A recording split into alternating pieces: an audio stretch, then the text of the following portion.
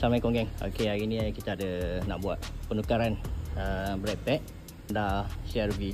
Okey, brake pad belakang Honda CR-V yang jenis ada electric brake lah. Okey, electric brake. So macam mana nak buka? Kena ada spanner saiz 12. Ada skru 2 biji kat belakang. Okey, ni satu dan bawah ni satu. So kita buka dua-dua ni. Okey, dah buka kedua-dua ni, kita kepak je kaliper ni ke atas. Pin kan? Brake pad ni dah ada pin lah.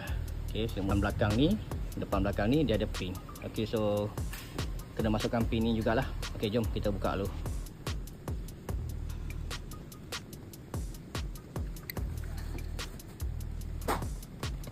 Dah keluarkan 2 biji.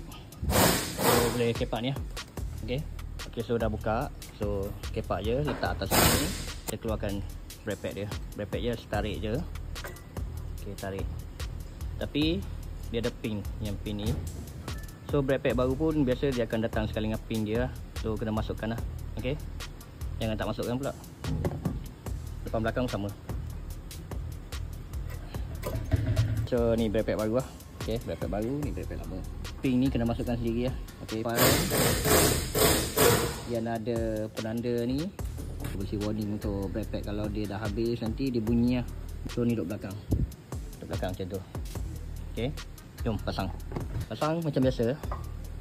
Masuk je dulu bahagian depan. Okey, masuk je dulu bahagian depan. Tekan sikit. Dah settle.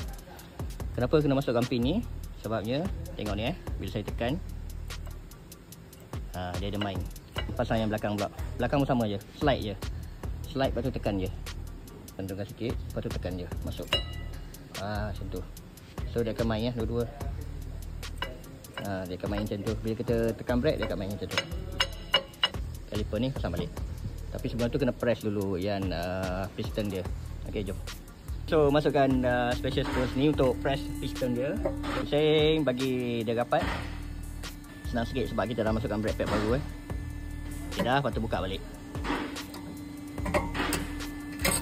So dapat tengok lah piston dah masuk dalam So jom pasang. Pasang macam biasa je. Kepak-kepak sikit. Okey, dah masuk. Masukkan skru 2 biji. Genggam. Itu sahaja. Lepas tu ikat lah, ketat-ketat.